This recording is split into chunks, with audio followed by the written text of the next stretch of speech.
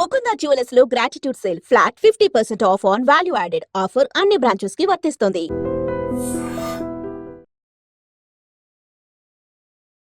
నమస్కారం, welcome to I dream ధర్మ మార్గం విత్ విజిత కార్యక్రమానికి స్వాగతం.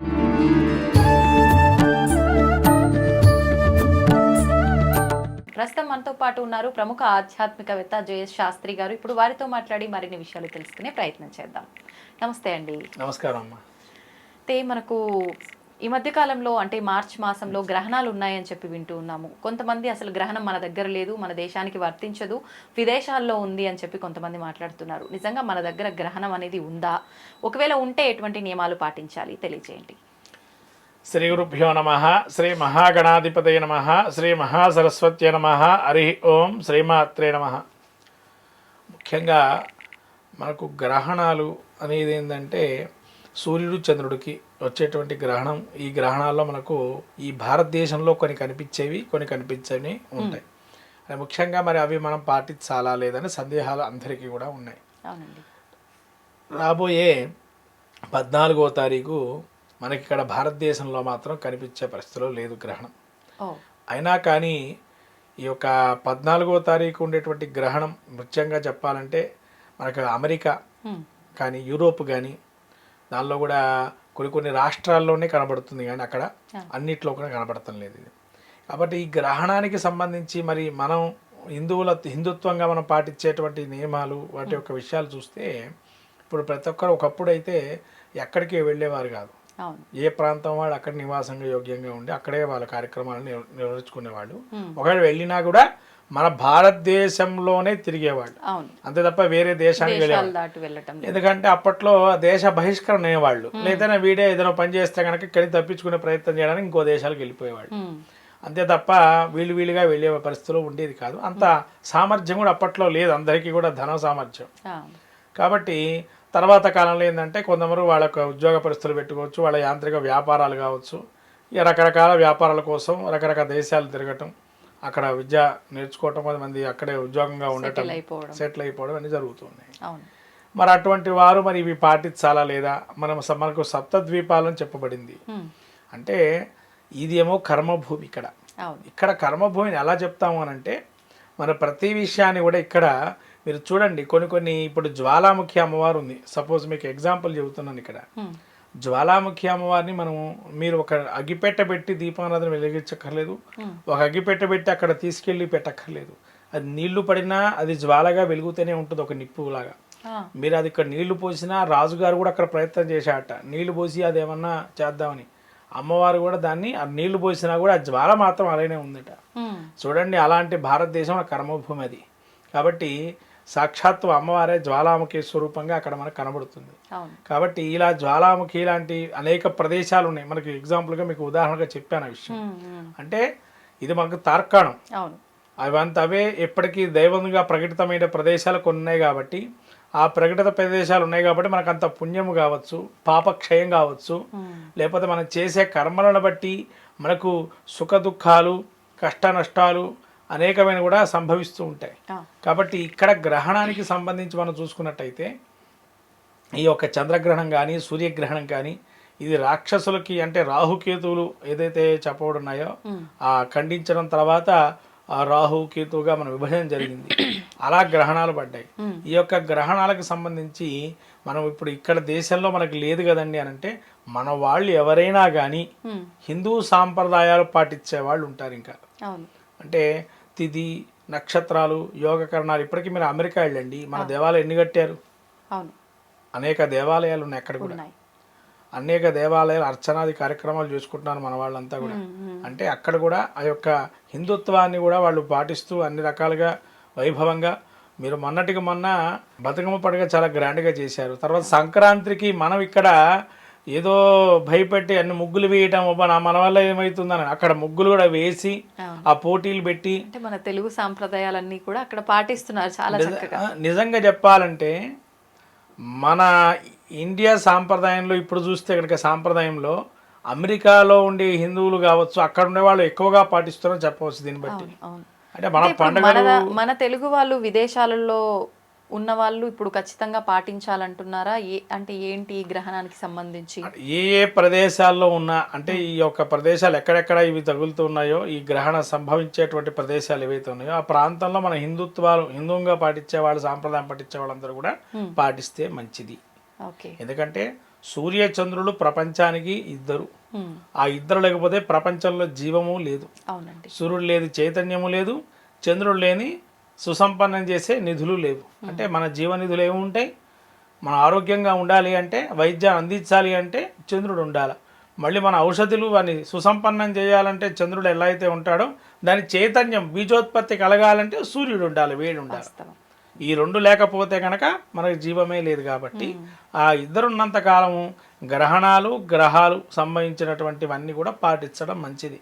అంతే తప్ప మనం ఎక్కడో ఉన్నాము, అమెరికాలో ఉన్నాము, మనం పాటించనక్కర్లేదు అనేది కాదు. అమెరికానే కాదండి, ఎక్కడైనా తెలుగు వాళ్ళుగా కావచ్చు, మన ఇండియన్స్లో శాస్త్రబద్ధంగా ఉండేటువంటి ఎవరెవరైనా కానీ ఇది పాటిస్తే వాళ్ళకు కూడా మంచిది. లేకపోతే అంగవైకల్యాలు కానీ, అనారోగ్యాలు కానీ, లేతే ఈ పంచమహాపాతకాల్లో ఉండేటువంటి దోషాలు కానీ, లేతే రకరకాలైనటువంటి వ్యాధులు రావటం కానీ ఇవన్నీ సంభవించే అవకాశం ఉన్నాయి. ఎటువంటి నియమాలు పాటించాలంటారు? సమయం ఏంటి? ఏమైనా సమయం పర్టికులర్ గా?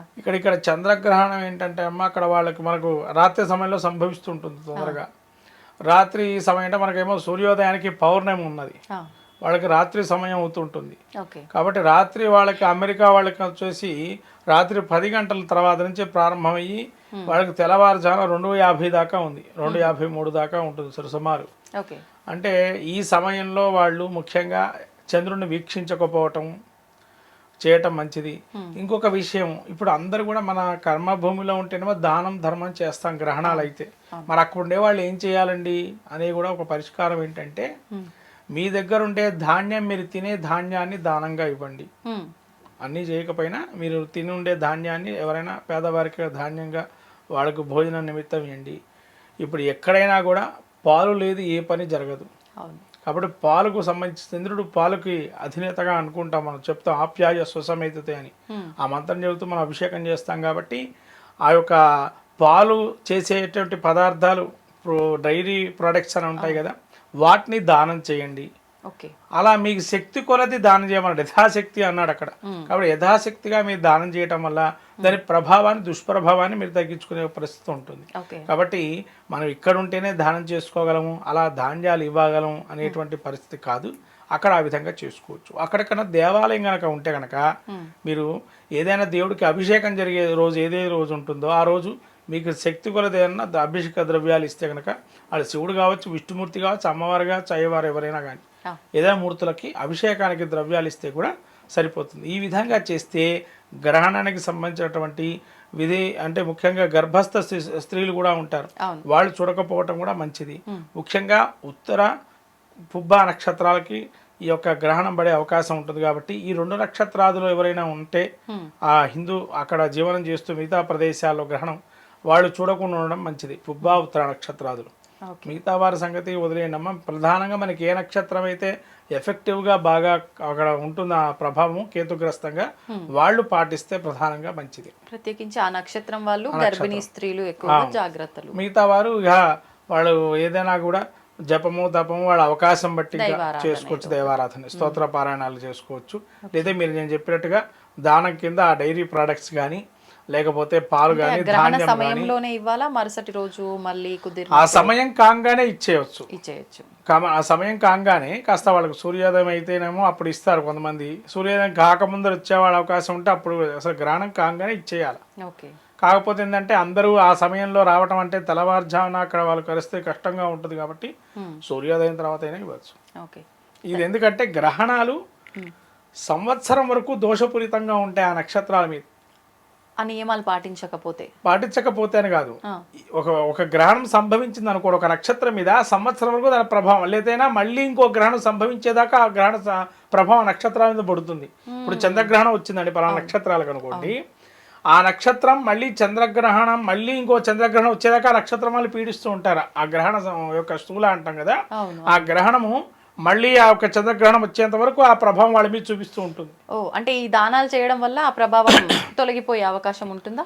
దానాలతో సంబంధం కూడా లేదమ్మా ఇక్కడ. ఇక్కడ ఎందుకు అసలు మనం దానం చేయాలి అనేది కూడా, మనం ఎప్పుడైతే కూడా ఒక దానం ఇవ్వకపోయినా కానీ పర్వాలేదు, కానీ ఆ ప్రభావం ఉంటుంది కాబట్టి మనం దానం చేయడము, స్తోత్రపాలనం చేసుకోవటము అనేది.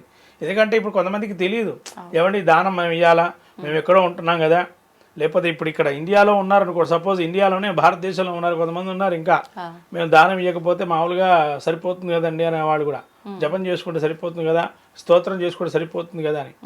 ఏదో దానం అంటే వాళ్ళకి ఏదో ఇచ్చేసేస్తే అవతల మనిషికి ఏదో ప్రాబల్యం పెరిగిపోతుందని కాదు ఇక్కడ. ఆ దోషం సంవత్సరం పాటు కానీ మళ్ళీ గ్రహణం వచ్చేంత వరకు వాళ్ళకి ఆ దోషపూరితమై ఉంటుందని చెప్పటం. ఓకే ఓకే, అంతే తప్ప ఆ గ్రహణం యొక్క సంపూర్ణంగా మీకు దీని గురించి ఇంకా తెలియాలి అనుకుంటే గ్రహణానికి సంబంధించి కూర్మ పురాణంలో రాసి ఉంది దీనికి సంబంధించి. మనకు గ్రహణ యొక్క విధానాలు ప్లస్ గ్రహ పూజా విధానాలకు సంబంధించినవి కొన్ని ఒక చాప్టర్ ఉంది దానికి సంబంధించి. ఎందుకంటే రాశారు కూర్మ పురాణంలో చాలా విశేషంగా రాశారు ఇది, ఈ గ్రహణాల గురించి, గ్రహ పూజల గురించి కూడా, ఏదేది ఏ విధంగా చేయాలి, ఏ నియమాలు పాటించాలి, ఏ రోజు మనం ఏ విధంగా అర్చన చేయాలి పలానా గ్రహాన్ని అనే విషయాలు కూర్మ పురాణం తెలపబడింది. ప్రత్యేకంగా చెప్పాలంటే అందులో దుస్వప్నాలు, దుశ్శకునాలు మనం రామాయణాలు, భారతంలో చూస్తూ ఉంటాం కదా, ఆ పురాణాల్లో కూడా మనకి విషయాలు చెప్పబడింది. కాబట్టి మనకు ఏదో గ్రహణానికి పంతులు గారు చెప్పేశారు, ఆయన ఎవరో శర్మ గారు చెప్పేశారని కాదు. ఇక్కడ మనం ఆలోచించాల్సిన విషయం ఏంటంటే, ఇది వాళ్ళు చెప్పారు అంటే పలానా నిర్దిష్టంగా గ్రంథాల్లో రాసి ఉండబట్టే వాళ్ళు చెప్పడం జరిగింది. ఏదో వాళ్ళకి ఏదో ప్రాబల్యం చెందేసి మనం వాళ్ళకి ధర్మం చేస్తే, దానం చేస్తే అత్యధికంగా వాళ్ళు ఏదైనా అయిపోతున్నారని కాదు. ఇక్కడ మనం భక్తిగా ఇవ్వాలి. ఫస్ట్ ఏ దానం చేసినా కూడా అహంకారపూరితంగా దానం చేయకూడదు, ధనం ఉందనే అహంకారం కూడా ఉండకూడదు. ఇప్పుడు మామూలుగా ఒక చిన్న డౌట్ అండి, మన దగ్గర అయితే గ్రహణ సమయంలో, గ్రహణానికి ముందే ఆ పట్టు సమయానికి కొన్ని గంటల ముందే గరిక దర్భ తీసుకొచ్చి వేయటము, ఆ దోషం లేకుండా ఉండడం కోసం ఇలాంటివి చేస్తుంటాం కదా. మరి విదేశాల్లో అంటే ఇలాంటివి దొరికే అవకాశం ఉండదు కదా, అప్పుడు ఇంకా వేరే అవకాశం ఏదైనా ఆల్టర్నేట్ ఉందంటారా? విదేశాలకి అలా ఉంటుంది అంటే అక్కడ ఏం చెయ్యాలి, ప్రత్యామ్నాయం అంటే ప్రతిదానికి ఒక ప్రత్యామ్నాయం ఉందమ్మా, లేకేం లేదు. ఇప్పుడు అక్కడ దర్భలు దొరకకపోతే ఏమిటి అనేది మీ యొక్క కలుషిత ఆహారం అవుతుందనే మీ సమస్య అది. అయితే ఇప్పుడు అక్కడ ఏంటంటే గరిక దొరకచ్చు, గరిక ఒకటి. తర్వాత పసుపు, జనరల్గా పసుపు ఎక్కడైనా దొరుకుతుంది. పసుపు ఒకవేళ అలా కూడా దొరకలేదు అనుకోండి, పసుపు దొరకలేదు, మరి అప్పుడు ఏం చేయాలి అని అంటే, ఈ గరికని మొత్తంగా ఒక తాడులాగా తయారు చేస్తారు, తయారు చేసి దాన్ని వేయచ్చు. ఒకవేళ అలా కూడా దొరకలేదు, మనకేమీ లేదు, ఇంకా మనకు ఎలా ప్రత్యామ్నాయం ఏంటంటే అక్కడ అటువంటి కూడా దొరకవండి, గడ్డి లాంటివి కూడా దొరికే పరిస్థితిలో లేదు అని అన్నప్పుడు ఇంకా ఒకటే ఓంకార నాదాన్ని శబ్దం చేసి నీళ్లు చల్లుకోవటమే. ఓంకారం ప్రణవం. ఎందుకంటే దీనికి ఎక్కడా కూడా ఒక సృష్టిలో మనకు శివుడి యొక్క స్వరూపాన్ని ఓంకార స్వరూపం అని అంటాం. కాబట్టి ఓంకార శబ్దాన్ని మనం జపం చేసినా చాలు, ఏ మంత్రం జపంతో సంబంధం లేదు. ఓంకార జపం చేస్తే కూడా ఆ యొక్క ఈశ్వరుడు అనుగ్రహం వల్ల మనకు ఆ పదార్థాలన్నీ కూడా శుభ్రం అవుతాయి. ఇంకా ప్రత్యక్షంగా ఎవరైనా మంత్రశుద్ధి ఉన్నవాళ్ళైతే శుభ్రంగా మంత్రజలాన్ని మంచిగా జపం చేసి ఆ మంత్రజలాన్ని ప్రోక్షణ చేసుకోవచ్చు. ఒకవేళ అలా కాకపోయినా మీరంటూ గరిక కానీ లేకపోతే ఎండిపోయిన దర్భలు అంటే దొరుకుతాయమ్మా, దొరకకుండా ఉండదు. ఎక్కడ పచ్చిగడ్డి అయితే మనకు దొరుకుతూ ఉంటుంది జనరల్గా, అది కోసుకొని వచ్చేసి పెట్టుకోవచ్చు. కానీ దీనికి కూడా కోసేయడానికి కూడా ఒక ముహూర్తం ఉంది, గడ్డిని కూడా ఎప్పుడు పడితే అప్పుడు కోయకూడదు. దానికి కూడా మనకు ఎప్పుడంటే శ్రావణ మాసం నుంచి భాద్రపద మాసం వర్షాకాలం పడే ముందర అమావాస్యకు ఒకటి సొల్లంగి అమావాస్య అని వస్తుంది. అప్పుడు దీన్ని కట్ చేసి దర్భలని కట్ చేసి, అప్పుడు లేతగా ఉంటాయి దర్భలు, మరీ మనకు షార్ప్గా కూడా ఉండవు. ఆ సమయంలో కట్ చేస్తే ఏమవుతుందంటే అది మనకి చేతికి కోసుకోలేక రక్తం వస్తుంది. ఇదివరకు ఈ గోవు నాలుక తగిలిన, మనకి చర్మానికి తగిలిన రక్తం వస్తుంది దర్భకు, అంత ఇది. అందుకనే కదండి మీకు వామనమూర్తి అవతారంలో శుక్రాచార్యుడు కన్ను పోగొట్టాడు, చివరికి దానం ఇస్తుంటే ఆపేసేసి శుక్రాచార్యుడు బలి చక్రవర్తి దానం ఇస్తుంటాడు. భూమిని దానం చేసేటప్పుడు ఎక్కడే రాక్షసుల్ని మళ్ళీ పుట్టించడేమో, విష్ణుమూర్తి రూపంలో వచ్చాడేమో అని చెప్పి తన యొక్క ఒక కీటకంలాగా మారి నీళ్ళల్లోకి జలంలోకి వచ్చి ఆ కొంగు చెంబుల నుంచి ఒక దర్భపు లేసి కుచ్చితే చివరికి కన్ను పోతుంది. Okay okay. అందుకే శుక్రాచార్యుడు ఒక్క కన్నే ఉంటుంది, ఒక కన్ను పోయి ఉంటుంది. అంటే దర్భకంత పవర్, పవర్ ఉంది మీరు అన్నట్టుగా దర్భకంత పవర్ ఉంటుంది. కాబట్టి దర్భ దొరకకపోతే కనీసం గరిక దాని ప్రదేశంలో ఈ యొక్క రెండు కూడా మనం మంత్రసిద్ధిగా వేసేస్తే మీకు వచ్చిన స్తోత్రం చెప్పి ఆ దర్భను పెట్టినా చాలు, లేదా ఆ యొక్క గరిక పెట్టినా చాలు, లేదా పసుపు నీళ్లు చల్లినా చాలు. గోమూత్రం ఉంటే గోమూత్రం, అవకాశం ఉంటే గోమూత్రం చల్లుకోవచ్చు. అంటే పైన పదార్థాల పైన కాకుండా ఆ పరిసరాలు ఎక్కడైతే ఉంటే వాటి అప్పుడు శుద్ధి జరిగినట్టు. ఇంకా ఇవన్నీ లేవు, మీ ఇంట్లో ఒక శంకు ఉంటే కనుక శంకు నీళ్లు చల్లుకున్నా చాలమ్మ. గ్రహణం సమయం అయిన తర్వాత శంకులో నీళ్లు పోసి పెట్టుకుంటారు. శంకులో నీళ్లు పోసుకుని పెట్టుకుంటే ఎప్పుడూ పవిత్రం అని చెప్పి విష్ణుమూర్తి చెప్పాడు దాన్ని, శంకు నీళ్ళకి. అందుకని మీరు ఎక్కడైనా శక్తిపీఠాల్లో కానీ మళ్ళీ జ్యోతిర్లింగాల్లో కానీ శంకుకి సపరేట్గా ఒక ఆసనం వేసి ఉంటుంది. శంకు తీర్థం చల్లుకోవటం కూడా నిత్యం పవిత్రమైనట్టే. కాబట్టి శంకు నీళ్ళు కూడా అంత ప్రాధాన్యం. కాబట్టి శంకు నీళ్ళు చల్లుకున్నా కూడా మనకి ఇవన్నీ పాటించకపోయినా శంకు నీళ్ళు చల్లుకుంటే ప్రతినిత్యం చాలు, అది కూడా శుభ్రంతో సమానం. కాబట్టి అలా కూడా చేసుకోవచ్చు. గ్రహణానికి అలా మనం స్నానం చేయకపోయినా అయితే ఆ దోష పరిహారం జరగాలన్నా శంకు తీర్థం నీళ్ళు చల్లుకోవచ్చు. అందుకనే తీర్థం శంఖంలో పోస్తేనే తీర్థం అంటాం, శంఖంలో తీర్థం పోసి ఉంటేనే తీర్థంగా తీసుకుంటాం. కాబట్టి అంతటి ప్రాధాన్యం శంకు కూడా. ఓకే, సంతోషం అండి, చాలా చక్కగా వివరించారు. ధన్యవాదాలు. నమస్కారం.